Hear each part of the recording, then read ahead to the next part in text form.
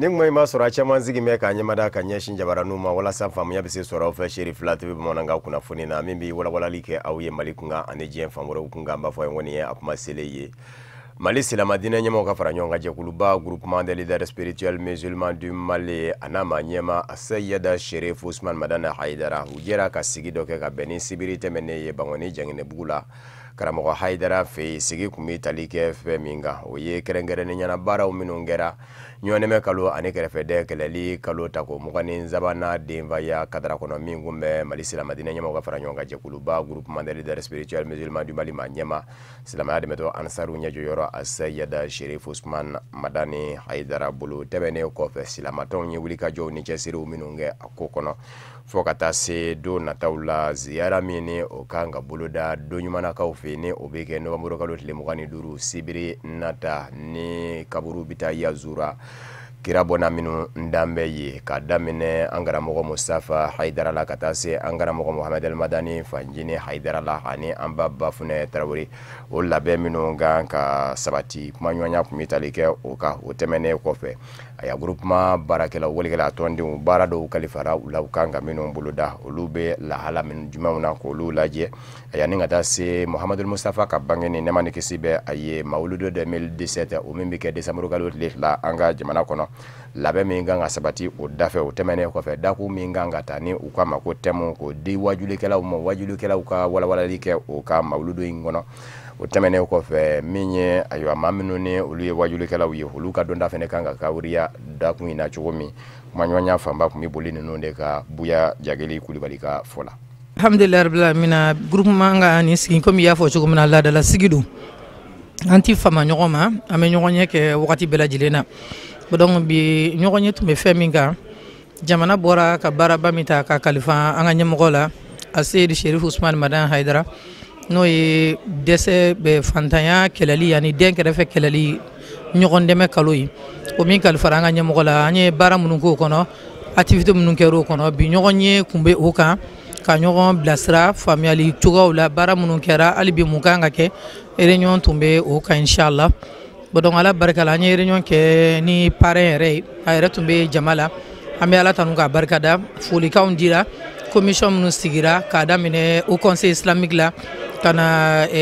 amipila kana se limamama kana se groupement erema kana se Mali Islamique so reka tomba mano ine famille fara nyogon kamin kera no nyamo kunye ambal makena nga shirifike mo fa Haidara bodong an kumana uluka parce que ya wakati kona la bolo di nyogoma kera chugumna ni wilika jo kera chugumna madugo jamana kona ni jamana koka bodongo anya ko fle barawla ka barawla je unya na chugumna ka barka dake Allah taala sigi la jini ajira ka fo vraiment alhamdulillah rabbil alamin ziyara do bi ka kon mauludi kelinye no do mana ziyara mi minake no ye ankara mo Seydi Ousmane Sheriff Madana Haidara a dencha mi no otanyara ni ala ka miniji do ga no fay o ka ziyara minake sibiri nata ni ala sona ma no bi bentu wa kalon tile muga ani duruma no sibiri nata men fle abko mina fo dogo kunkile ne ba no ni ngonche ka bunya da islam bela jilenka ka bunya da groupement ma ba bela jilenka na tonde bela jilenka ka bunya da Mali islam bela jilenka minu be Mali kona ni Mali kokan ka fo ziara inde le no bela jile wa bela jilen fara wolele no ziara keneka anga bo anga ta do oke ambal ma chenyi ana anga shirifi chenyi ani ala jonu man sanuma men fle anga do kan yere kilingile bela jile aka chala fatuma do nani do ka kaburu yoro la o yoro barka ma ala bisaka hinana ka bela jilenka do wujabi katla ka do ka anga jamana fana hali sanga jamana bi gerante mino gerante ka seka wuli gela minu bankan gela nu ka seka ban jamana ka seka kolusuma jamana ka seka lasia minga bona be oye mauludu kalwe o bakal ma groupement sigi kumbaye mauludu ani ziyara ulu renforcer li jamana kono parce que c'est ce qu'on appelle toujours islam authentique islam pacifique en slogan yodi donc islam authentique sigi même mauludu ke de kan bon mauludu suriana kama bon ni mauludu suriana c'est un groupement bi baradoke secrétaire nous chargé de affaires religieuses là Bamako kuna ni région na ambu wele ka la kokoli do kokuna no formation ami slow thème dota thème central dota bébé seket wajul choko ngadi iboke mais thème do be thème central groupement association be Mali bébé barake noyi ça vaut des années maintenant moko be ka respecter donc wajul golo formé ni wala sa moludu les soigner mo ko tira la akada ka nya dumni ke anye ni so jarati mais moludu ka se ka yé no ka anga société la akay anga jamana ka basgina ka kulusumana donc groupement o hakla minda anya nyini o commission sigrabi wala sa uluka se ka barake ni min y'an sɔrɔ réunion in kɔnɔna na ni a tɛ se ka bɔ kuma na n'an b'o fɔ o ye an fa ani an ka cɛkɔrɔba Modibo Gimayara Mahamadu Abdoulaye Suwadi ka famille n'o ye Dili ye kabini groupement sigi waati olu nana min kɛ u ye ale de di Dili tɔgɔ la ka don groupement bureau national kɔnɔ ale de ye relais groupement de Dili ni ɲɔgɔn cɛ nin kalo in na ala ye ale miniji dɔgɔya I yɛrɛ ye ale denkɛ kun bɛ an fɛ yan parce que depuis a banabaatɔ groupement taara banabaatɔ lajɛ a hakilila diw la a seko ye fɛn minnu ye solidarité la an y'o k'a kɛrɛfɛ tuma min na a fatura fana janaja taara kɛ Dili groupement ye délégation wuli Bamako yan ka taa Dili ka don 2 heures du matin janaja kɛra 3 heures du matin groupement ka délégation ɲɛna donc a ka famille ye délégation wuli bi ka na bonyamasegin na groupement ye Seydi Soumana Wadane Haidara n'a jɛɲɔgɔn ye kabini a cɛkɔrɔba in donna groupement na ka na taa s'a ka bana fo ka taa s'a ka fatuli ma Haidara ni groupement ye jɔyɔrɔ min kɛ ka na o bonyamasegin kɛ. Seberedo Novembre kalo tile 18 tɛmɛnen denmisɛnnin jɛkulu dɔ bɛ yen ko collectif Sauvons les rails denmisɛnninw dɔw minnu bɛ bɔ Kayi mara la jateminɛw bɔra ka u fɛ ka fɔ nɛgɛsira min ni o bɛ tɛmɛ ni o ye tɛrɛ ye ka taa Senegal yan fan fɛ kɛrɛnkɛrɛnnenya tɛrɛ min bɛ yen yɔrɔ in bɛɛ lajɛlen tɛmɛ ka taa se Senegal dugu minnu sigilen bɛ tɛrɛnsira in da la a dugu caman ka sɔrɔw bi kawuriya ka sabu kɛ tɛrɛ ka tɛmɛ ni ye nka jateminɛw fana n'an bɛ bɔ a kan ka fɔ min ye terrain voyageur Bamako Dakar ye a jɔn bɛ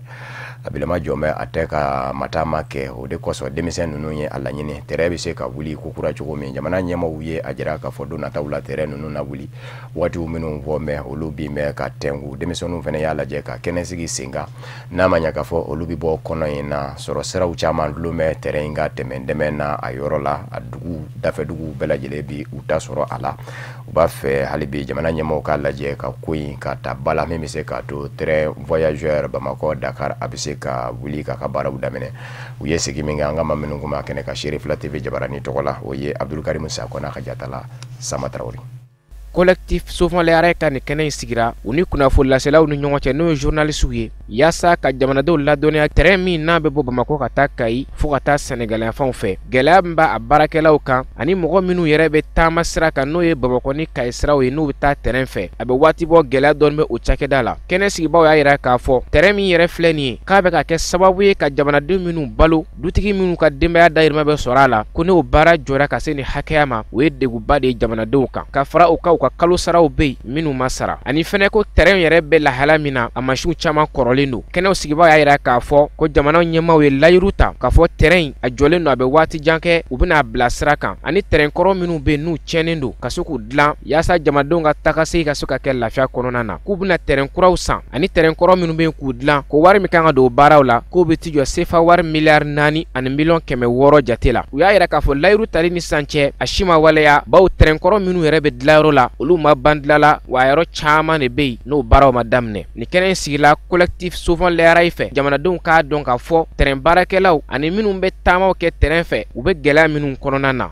u y'a yira k'a fɔ jamana ɲɛmaaw ye layiru de d'u ma k'a fɔ yanni décembre kalo tile 31 layiru minnu taara u na fɛɛrɛw bɛɛ lajɛlen tigɛ ka bɔ a sira fɛ olu kɔni ye kunnafoni laselaw wele k'u seere k'a yira décembre kalo tile 31 o de layiru taara wa u bɛ ka sigi k'o kɔnɔ. U ye société dɔ sigi o société tɔgɔ Dakar Bamako ferroviaire donc Mali ka lasigiden ani Sénégal lasigiden pour que ka train voyageur ka déplacement nɔgɔya Mali kɔnɔ mais effectivement an y'a jateminɛ depuis o sigira fo bi an ma train voyageur ye donc o ye ko ye min ma bɛn a ma raison pour laquelle an fana y'a jateminɛ donc anw dun ye Kayika de n'i y'a jateminɛ ni train tɛ Kayi i b'a fɔ balo tɛ yen parce que Kayi de train de Kayi fɛn bɛɛ ye parce que n'i y'a jateminɛ Kayi a bɛ fɔ Kayi yɛrɛ la tubabu kɔnɔ capitale dɔ ye donc ni train tɛ yen ça veut dire que adamadenya tɛ yen donc adamadenya dun sinsin bere ye fɛn dɔ de bon n'i y'a jateminɛ sisan an musow hali n'u lajɔlen don souvent u bɛ bɔnɔ u ni la parce que moyen de déplacement tɛ yen train de fɛn bɛɛ bon n'i ye train jateminɛ le train là c'est un moyen de défense nationale état bɛ se ka train réquisitionner ka kɛ fɛn bɛɛ ye bon n'i y'a jateminɛ train ko ye fɛnba de jamana in kɔnɔ hali train dɔrɔn kama Mali bɛ se ka développer train yɛrɛ dɔrɔn bɛ se ka Mali développer. fɛn fɛn ka gɛlɛn mɔ y'an ka population ka lafiya ye donc an bɛ wulikajɔ fɛn fɛn na o de donc an bɛ risque fɛn fɛn na ta an caman denbatigi caman b'an na mais an bɛ risque fɛn fɛn ta o ye pour que ni population ninnu fana u bɛ se ka lafiya cogo min na parce que an fana ye maliyɛn dɔ ye an fana ye Mali fan dɔ ye donc an ka wulikajɔ fanba o de ye ani gouvernement ka bɛnkan a bɛ ban 31 décembre. an b'aw ladɔnniya k'a fɔ o kɛnɛ in kan ɲiningaliw caaman tɛngula kɛnɛ sigibaaw la lakalita ɲininaw fɛ n'o ye journalisiw ye wa jaabiw caaman dira k'a yira k'a fɔ terrain a bɛ ka mɔgɔ dama min balo jamana kɔnɔ o de ka ca nka n'a jɔra k'a tɛ ka baara kɛ a bɛ ka kɛ degunba ye jamanadenw ma a baarakɛlaw ani minnu yɛrɛ bɛ terrain de ta ka taa u ka taamaw na Bamako ani Mali fan wɛrɛw ni ɲɔgɔn cɛ. Musow ka kɛnɛ dɔ kunjɛra min kun sigira senga Novembre kalo tile 15 kana se a tile 19 ma nka kunjɛra ka bɛn ni sibiri Novembre kalo tile 18 ye kɛnɛ min godo u k'a ma ko séminaire femme dette microcrédit o ye an balakaw ani juru dɔ dɔɔni don min ni u b'o lasɔrɔ ni u bolo yɛlɛmani a ye ka se ka a bila a nɔ na aya o lahalaw ka lajɛ ka sigi kɛ o kan dakun kun ye fɛn min ye gɛlɛya min bi u sɔrɔ juru dɔgɔdɔgɔni donda in nzɔrɔli la ani wulikajɔw ni yɛlɛmaw minnu kan ka kɛ ka se ka gɛlɛya wuli sigi kun bɛ tali kɛ o de ka tile damadɔ kɔnɔ Amadu Kamara ni Mohamed Sidibe ka fɔ la. Ni lajɛrɛ kɛrɛnkɛrɛnni n'a bilara sen kan CADTM Afrique musolakaw fɛ n'u bɔra Benin, Burkina Faso, Cameroun, Côte d'Ivoire, Gabon, Guinée Conakry, Mali, Maroc, Niger, République démocratique du Congo ani Congo RD, Sénégal, Togo ka fara Argentine kan n'u sigira u ka sigili sabanan hukumu kɔnɔ n'o ye 3e session ye k'a dakun kɛ muso ani kɔrɔgɔ juru o kɔlɔlɔw ma min kɛra Bamako faaba kɔnɔ ka daminɛ kalo tile 15 ka se kalo tile 19 ma ka hakili jagabɔ kɛ yasa ka fu siri gɔrɔgɔ juru o dana. CAD Mali min ka baara ye ka gɔlɔkɔ juru kɛlɛ bon o CAD Mali min bɛ gɔlɔkɔ juru kɛlɛ Mali la yan ni jamana wɛrɛw fana bɛ ɲɔgɔn bolo minnu fana bɛ ka gɔlɔkɔ juru kɛlɛ diɲɛ fantan 4 bɛɛ fɛ donc o gɔlɔkɔ juru kɛlɛli de sababu la an musow minnu bɛ o bureau in na an y'a ɲini k'a lajɛ an ka gɔlɔkɔ juru kɛlɛ ka bɔ an kan parce que a ɲagankata fɔlɔfɔlɔ bɛ an musow de n'an furuma sa an bɛ gɛn ka bɔ an denw kɔrɔ n'an ma gɛn ka bɔ an denw kɔrɔ an kun ma sulilen don an denw kun ma sulilen don sigida la parce que longo lo mobili de bɛ na jɔ e da la ko juruba kani tiɲɛ tiɲɛ yɛrɛ la a maloya ka bon donc musow de malolen don musow de sɛgɛnnen don pour que ka o malo ɲɛ boli dɔw b'u yɛrɛ di i ka hakɛ to jɛnɛya ma fɛn min kɔnnen don silamɛya la a kɔnnen don an ka hadamadenya yɛrɛ kɔnɔna la dɔw fana maloya ɲɛsiranɲɛ ma bɛ boli ka t'u k'u fɛ k'u denninw n'u cɛ to ka denninw kɛ ɲɛnamafalatɔ ye ka cɛw kɛ cɛgana ye. An b'aw ladɔnniya k'a fɔ ko k'a daminɛ san 1980 san gɔrɔgɔ juru a ɲɔɲara o waatiw la farafinna gun kan ka ɲɛsin musolakaw ma kɛrɛnkɛrɛnniya la ka kɛɲɛ ni gwɛlɛya min bɛ diɲɛ kɔnɔ ka sabu kɛ nafoloko ye min nana fantan jamanaw ani musolakaw ka sɛgɛn tɔn juguya n'an b'a wele ko gɔrɔgɔ juru. Bon bi mitigi ye baara kuncɛ de ye baara kuncɛ mun daminɛna alamisadon n'an y'a daminɛ gɔrɔgɔ juru musow kɛmɛ ka ɲangata da musow ka cogo min na an ye baara in de daminɛ n'o ye kɛmɛ ka ɲangata da diɲɛ muso bɛɛ kan o diɲɛ o gɔrɔgɔ juru kɛlɛli kɔnɔna na an ye wele bila diɲɛ fantan 4 muso bɛɛ lajɛlen ma ka bɔ Europe ka bɔ Afrique ka bɔ Amérique ka bɔ Argentine olu nana fara ɲɔgɔn kan ka tile 3 baara kɛ tile 3 baara in ka hakili jira kɛ ɲɔgɔn na musow bɛ se ka u ka expérience fɔ cogo min na fɛn min y'u sɔrɔ gɔrɔgɔ juru in kɔnɔna na u k'o ɲɛfɔ ɲɔgɔn ɲɛna ani u bɛ ka jɛ ka fara ɲɔgɔn kan ka hakilina mun sɔrɔ pour que ka gɔrɔgɔ juru in ɲangata bɔ musow kan. U ka nin sigili senfɛ musolakaw u y'u kan kɛ kelen ye ka don da kelen fɛ ka bɔ da kelen fɛ ka hakilina kuraw ta ka fɛrɛ ani dabaliw tigɛ yasa gɔrɔgɔ juru a kɔlɔlɔ jugu min bɛ musolakaw kan f'u ka siri o dan na. O gafe in kɔnɔna na an y'a ye k'a dɔn ɲangata min bɛ musow kan musow tɔɔrɔlen don koyi gɔrɔgɔ juru in na dɔw lamaloyara dɔw y'u ka so bila dɔw y'u yɛrɛ faga yɛrɛ dɔw denw taara u kun fɛ parce que juru b'u baw la parce que musow de kɔni ye microcrédit gɔrɔgɔ juru mɔgɔ ninnu musow de y'u ka fɛngɛ yɛrɛ u ɲɛsinnen don musow de ma o kɔnɔna na an ye déclaration kɛ ko ɲangata sennen don diɲɛ muso bɛɛ ma yan dɔrɔn tɛ dɛ Mali dɔrɔn tɛ Afrique fan ba la Inde b'a la Amérique b'a la Europe b'a la a bɛɛ tɔɔrɔlen don ni gɔrɔkɔjuru kelen de la. Sigili min n'a kɛra Bamakɔ yan a kɔni kun cɛra hɛra kulon nisɔndiya bonya ani karama kɔnɔ ka sabu kɛ musolakaw ka bɔ farafina fan bɛɛ lajɛlen fɛ u nisɔndiyalen u y'u bolo di ɲɔgɔn ma k'u kan kɛ kelen ye k'u ka laɲiniw kɛ kelen ye k'u ka wulikajɔw kɛ kelen ye ka ɲɛsin gɔrɔkɔjuru o kɛlɛli ma ka bɔ diɲɛ kɔnɔ ka tila k'a ɲini diɲɛ setigi jamanaw fɛ u ka nin waleya jugu in kɔn ɲɛ togo bɛɛ lajɛlen ma ka sabu kɛ a kɔlɔlɔ jugu min bɛ diɲɛ kɔnɔ bi o dogolen tɛ maa la. Ama uladoniya k'a fɔ min ye don kɛrɛnkɛrɛnnen min ni o ɲɛsinnen don saniya kow ma ɲɛgɛnko ta fa fɛ ani don kɛrɛnkɛrɛnnen min fɛnɛ ɲɛsinnen don saniya baaraw ma fasoden ɲumanya nasarakaw kama ko journée mondiale des toilettes ani journée citoyenne d'assainissement olu jɛra ka ɲɛnamaya ɲɔgɔn fɛ an ka jamana kɔnɔ ka bɛn ni sibiri tɛmɛnen ye. Jateminɛw y'a jira k'a fɔ Mali jamana n'i y'a sigi 100 sara la 25 de bɛ yen ma nin fin na minnu ni olu ka ɲɛgɛnkow sabatilen don o tɛmɛnen kɔfɛ farafinna kɔnɔ maa caman de bɛ yen minnu ni a waleya kelen bɛ olu kan maa miliyari 2 ani dɔɔni. Kɛnɛ min sigira sen kan a debaya tun bɛ Mali minisiri ɲɛma Ablaye Idrissa Mayiga bolo nka Tata Ture ka walawalali bɛ a kɛ sababu ye an ka caman faamuya. Minisiri muso ka nin bɛnsɛnya waleya in de bɛ daminɛli kɛ bɛnsɛnya yɛrɛ tɔgɔla don kɛrɛnkɛrɛnnen baaraw nun donni la o min sugandira diɲɛ seleke naani jamanaw fɛ ka fara sanuya tɔgɔla don kɛrɛnkɛrɛnnen kan min sugandira Mali jamana fɛ n'o ye journée nationale de l'assainissement ye nin don kɛrɛnkɛrɛnnen fila min filɛ nin ye a dabɔkun ye ka mɔgɔw hakili sɔn ji la ka ɲɛsin sanuya matarafali ma bɛnsɛnya minisiri muso ka fɔ la ni gɛlɛya bɛ sanuya ko la ale fɛ o gɛlɛya sirilen don an jogo la ka da kan fɛɛrɛ ni dabaliw bɛɛ lajɛlen tigɛlen don an bolo nka mago bɛ fɛn min na bi o ye jamana den kelen-kelenna bɛɛ lajɛlen ka dɛmɛ ye ka da kan sanuya baara bɛɛ lajɛlen bɛ daminɛ an ka du kɔnɔnaw la fɔ jamana den kelen-kelenna bɛɛ lajɛlen ka i ka kɛtaw dɔn ka ɲɛsin sanuya ma nka o hakililatigɛlen don k'a fɔ ni nin sanuya baaraw nun donni ye u bɛna se ka nɔbɔ ko caman na baɲumankɛtɔ minnu yera nin kɛnɛ in kan olu y'a yira kunnafoniw na k'a fɔ mɔgɔ miliyari 2 bɔɲɔgɔnkɔ de bɛ yen nɔ bi diɲɛ kɔnɔ minnu mago donnen tɛ sanuya la nka n'i ye Mali jamana ta k'a lajɛ 100 sara la mɔgɔ 25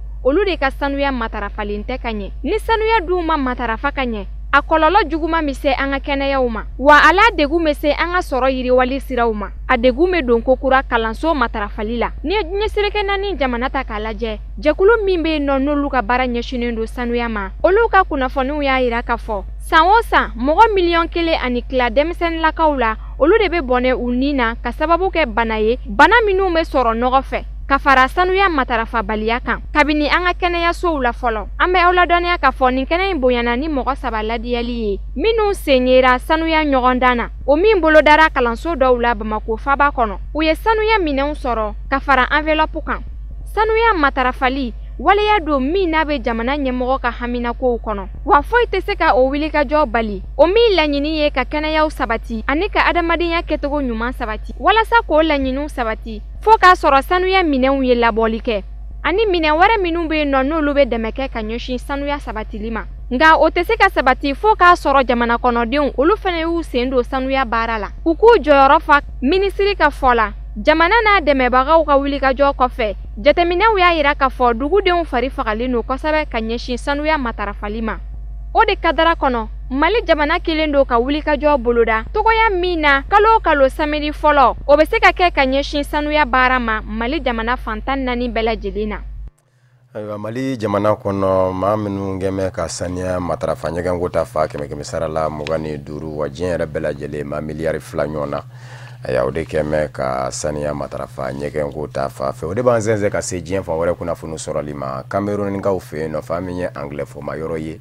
u bilama bɛ ka muruti Cameroun ni Bangamo barisabu ka da ka caman gɛmɛ k'i yɛrɛ ta ka bɔ kɔnɔ in na ka taa bisimila minɛ ni min tɛ Amérique jamana kɔnɔ o bɛ Nigeria dancɛ jamana kɔnɔ kunnafoniw ye a jira k'a fɔ bibi in na u b'u dogo ka to k'u ka laseliw kɛ u kɛmɛ ka jamana yɛrɛ tɔgɔ fɔ ka ban u y'a jira k'a fɔ u ka jamana a bɛna bɔ Cameroun na ka kɛ a dama jamana ye o ye u tigɛ k'a ye o tɛmɛnen kɔfɛ u kɛmɛ k'u ka drapeau bɛɛ lajɛlen labɛn an bɛ aw ladɔnniya k'a fɔ Bamenda min ye a duguba ye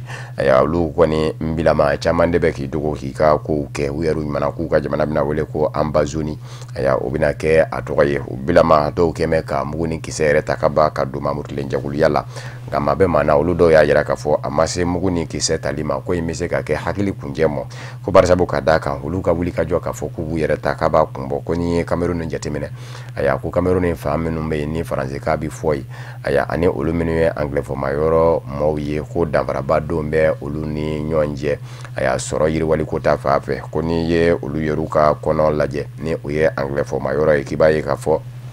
cakɛda min ɲɛsin bɛ taji ko ma ni o ye Sonara ye aya o taji cakɛda in ko a ma ɲɛma si ma deli ka na min kɛra anglais-fɔma yɔrɔ maa ye o tɛmɛnen kɔfɛ a yɛrɛ cogo bɛ yɔrɔ min na ni o ye olu ka kɔnɔ yɛrɛ fa dɔ ye aya ko o ma kelen ma ta k'o kɛ aya cakɛda in a bolofara ɲɛma ye ni o ye directeur régional ye ko a ma bɛɛ lajɛlen kɛmɛ faransi kan fɔ maaw de ye o tɛmɛnen kɔfɛ ko n'i ye Bamenda yɛrɛ lajɛ siraw minnu bɛ ani Yaoundé ni ɲɔgɔn cɛ ni o ye Cameroun duguba ye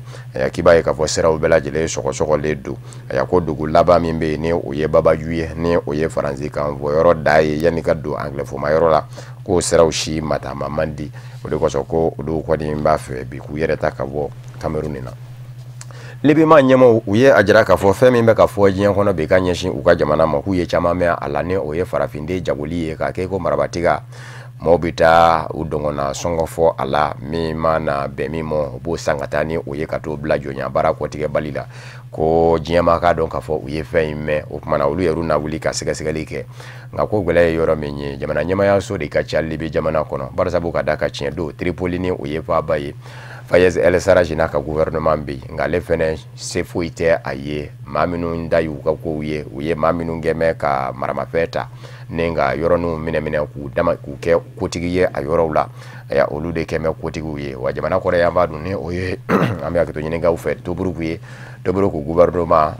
o parlement wasabulon o kɛlɛcɛ disi o ye maa min ye Khalifa Haftar o fɛnɛ ni Fayez El Sarraj di a kɛ ɲɔgɔn ka minɛ kɔnɔ o kumana min ye nin sɛgɛsɛgɛli ɲɛ a bɛ sɔn ka gɛlɛya nka min ye Fayez El Sarraj n'a ka gouvernement o y'a jira k'a fɔ olu kɔni n'a sɛgɛsɛgɛli daminɛ ko bawo k'a mɛnnen don k'a fɔ ko in yɛrɛ bɛ ka kɛ Tripoli dafɛlaw de la ni o ye farafinde jagoli o kumana olu n'a sɛgɛsɛgɛli kɛ ko a ka dɔn fana k'a fɔ diɲɛseleke naani tɔn b'a Nations Unies tɔnden ɲa Libi jamana y'a tɔnden ye a kɛmɛ ka fɛn minnu fɔ bɛnkanw na ko Libi jamana kɛmɛ k'u tɛgɛnɔ bila wa fɛn minnu fɔlen don Manifiki ma ɲɔ jago fɛn minnu fɔlen don o la ko a bi o bɛɛ lajɛlen labato ko nka ko min ye jamana bɛ jamana la ko olu dɔw ye fɛn fɔ ka se kisa min na ko kɔni kɛra ko ye min fɛnɛ ma bɛn Libi ma ɲɛmɔgɔw ma kɛrɛnkɛrɛnnen ɲɛna Ahmed Metig ni ale ye Fayez El Sarraj ka gouvernement ministre danga dɔ ye ministre ɲɛma danga ale de ye kunnafoni di kɛnɛ sigi sen kan k'a fɔ ko min ye jɛkulu dɔ ye k'o bɛna sigi sen kan ni ka sɛgɛsɛgɛli kɛ farafinw jagoni ko kun ka Libi dugukolo kan m'aw ladɔnniya k'a fɔ nazarala jamana doni caman bɛ tɛmɛ ni Libi de ye o de namɛn ni nin gwɛlɛ in ye kunnafoniw ye a jira k'a fɔ san 2017 min ni an bɛ o la farafinde maa 156 de donna nazarala jamana fɛ ni Libi sira bɔli ye a ka ca ni sanko san 2016 ye san 2016 kunnafoni kun y'a jira k'a fɔ o kun ye maa 341 an b'aw ladɔnniya k'a fɔ min ye maa 341 ko o de donna Libi jamana fɛ ka taa yɛrɛ sɔrɔ Itali jamana kɔnɔ maa 3,000 ɲɔgɔn na olu bɛɛ lajɛlen bɔnɛna u ni na an b'aw ladɔnniya k'a fɔ Cour suprême Keniyakaw fɛ sanfɛ kiiribulonba don bɛɛ kun sigin kun bɛ k'ale min lajɛ a y'a ka jaabi labanw bɔ k'u bi jamanakuntigisigi kalata ka min kun bɔra dɔgɔkɔrɔ ka sabu kɛ ko njɛrɛgɛ yuruku kɛra a y'a kalata labɛn dɔ la kalata labɛn ni jɛkulu ABC fɛ kunnafoniw ye a jira k'a fɔ Cour suprême ɲɛmaaba ni o ye juge David Maraga ye a ye jaabiw bɔ k'u bi ka jira k'a fɔ octobre kalo tile 26 segin kɛra jamanakuntigisigi kalata min kan tiɲɛ don Raila Odinga fangasinamatɔw ka cɛbɔ ma sɔn k'i sen don a la nka Uhuru Kenyatta jamana ɲɛma kala taara a ye ta cogo min na k'o bɛ kɛ sababu ye ka kɛ jamana ɲɛma ye nin sen segin tɛ kɛ nin kalata in kan maa sababu minnu fɛnɛ kun gɛn kun bɛ ka wuli ka jɔ kɛ k'u ka nusukoya jira ni u kama ko recours ka jira k'a fɔ kalata kɛcogo ma ɲɛ ka taa ni bataki ye ka taa o da janko a bɛ se ka bɔ a ma o recours in sanfɛ kiiribulon ma ɲɛmaw ye a jira k'a fɔ o tɛ bɔli kɛ barisabu ka da kan u kɛmɛ ka fɛn minnu fɔ k'olu kɛ dalilu ye a y'a ko olu tɛ se ka kalata in bɔ a mɔni ka olu ban jaabi in na kunnafoni b'a jira k'a fɔ min ye aya Uhuru Kenyatta ye ale kɔni bɛ manda wɛrɛ de kɛ sa Raila Odinga n'a ye a kanubaw minnu ye fanga sinamatɔw ye ni olu tun bɛ ka fa bɛ kɛ sen nɔ ye olu kɔni bɛna donze min da o de ma se ka sidɔn fɔlɔ. Zimbabwe jamana ɲɛmaa Robert Mugabe maaw kun sigilen kun bɛ ni a ka fanga bilali ye a ye dantigɛli min kɛ dimanche don o ni fanga bilali cɛ ka ja i ka jɛgɛjala ni baji bawo a ye a jira k'a fɔ jabaranin na bɛ to jamana ɲɛmaaya la wa surasiw ye koloni min kɛ k'a ka fanga yoboyaba k'o tɛ ale bɔ jamana ɲɛmaaya la o tɛ fɛn tiɲɛ a ka jamana ɲɛmaaya la a ko ni ala ma baasi wɛrɛ kɛ a ya min ye ZANU-PF fanga ɲini jakulu ka kɔnkɛrɛ min bɛna kɛ don nataw la wali kelen kalo nataw la ko a n'a ye o kɛnɛ ka yɛrɛ ka kɛ o denba ye a bɛ dantigɛli in kɛ tuma min na surasiya ɲɛmaaba o kun den kun bɛ a la nka a bɛ n'a fɔ discours min labɛn kun bɛ ka di Robert Mugabe ma n'a kun kan k'o kala a selen jabaranin na a y'i kuru n'o ye k'o bila kɛrɛfɛ ni ka fɛn wɛrɛ fɔli daminɛ dɔw y'a jira k'a fɔ fanga bila k'a de kun kan ka bɔ a da a yɛrɛ ka fanga ɲini jakulu ZANU-PF maaw kun ye a jira k'a fɔ n'a ma fanga bila k'a fɔ bɛɛ olu b'a jigin ka bɔ u ka fanga ɲini jakulu ɲɛmaaya la nka Robert Mugabe a ye a jira k'a fɔ surasiw ye fɛn min kɛ nin ye ka ɲɛsin mɔ a ye jamana ɲɛmaa ye o tɛmɛnen kɔfɛ a ti fɛn diɲɛ ka jamana ɲɛmaaya la ale kɔni b'a bila fɛn min mina kɔnɔ o ye fili baara ni ɲɔgɔnfaamuyabaliya baaraw ye o tumana yafa kan ka kɛ ɲɔgɔn ma fana kuma bɛɛ a y'i yɛrɛ kɛ i n'a fɔ maa min bɛna jamanadenw fara ɲɔgɔn kan ka se ka kelenya wali kelen bɛɛ ni basigi ka o sabati jamana kɔnɔ jamana ɲɛmaa ka o kɔrɔfɔ a ka kɔrɔfɔ fanbaw kɛra o de ye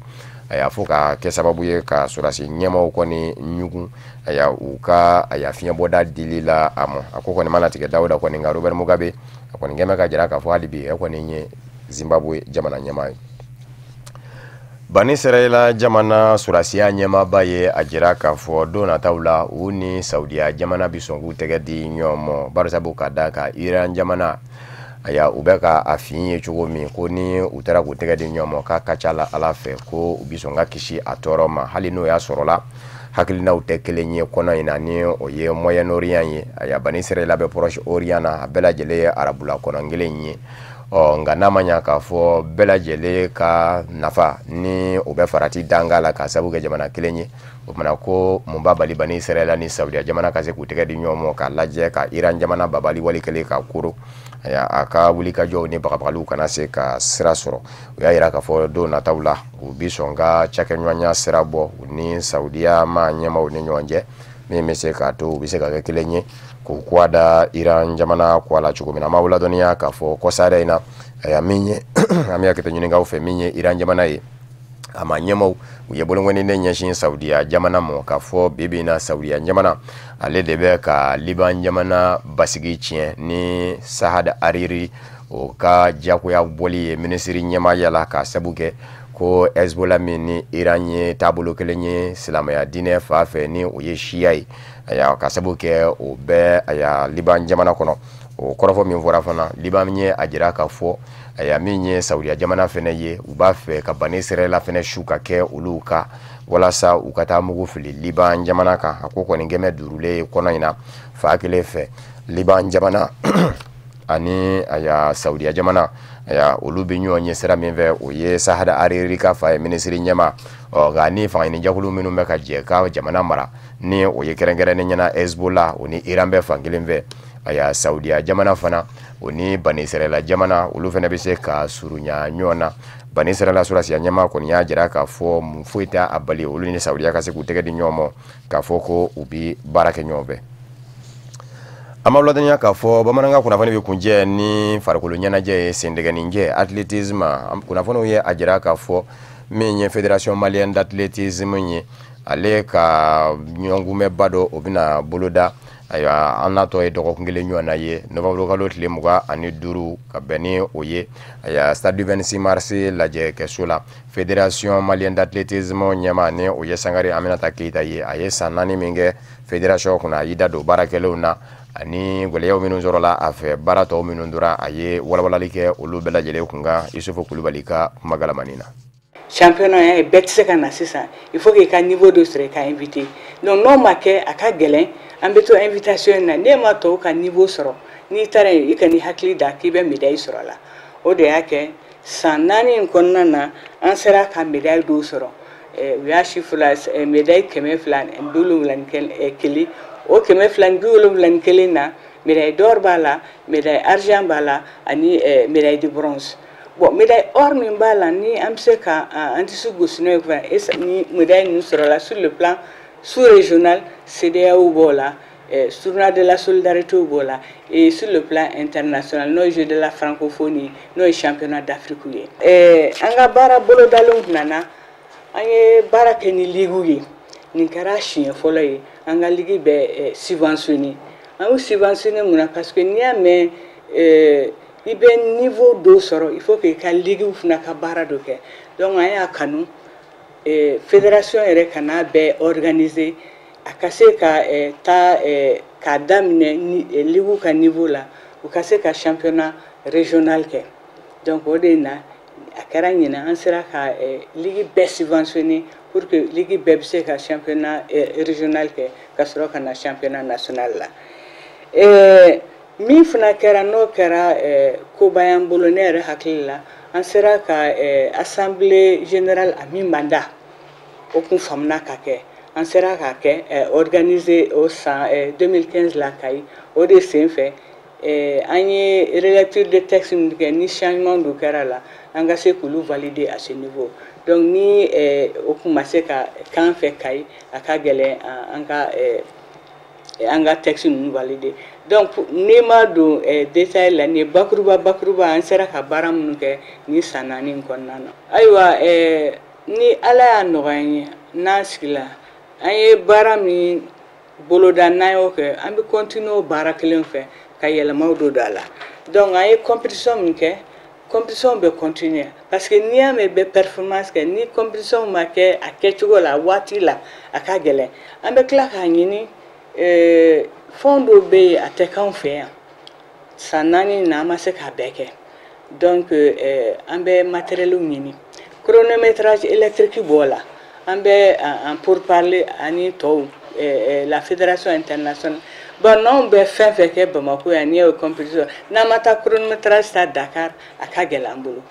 donc o musaka ka ca n'an y'o ɲini fana an bɛ matériel dɔ ɲini comme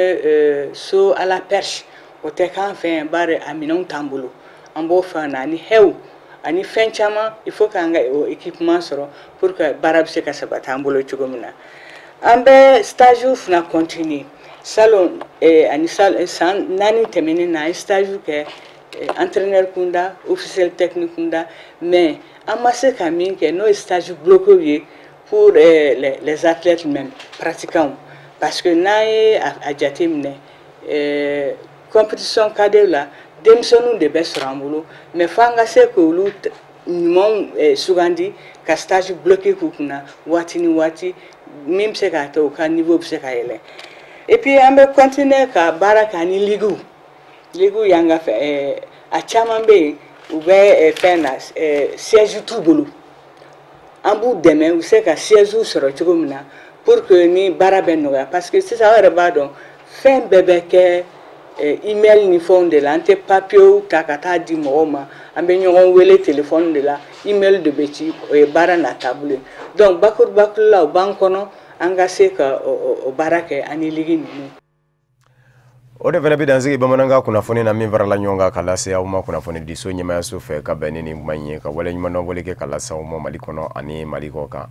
aw minnu kɛ kun bɛ k'a ɲɛmada ka ɲɛsin jabaraniw ma walasa faamuya bɛ se sɔrɔ aw fɛ Cherif Fila TV bamanankan kunnafoni na laseli wɛrɛw ni ka fɔ ne Bakiri de bɛ ɲɔgɔn sɔrɔ yan'o cɛ a kan bɛ diɲɛ waati wɛrɛ n'Ala sɔnna ma.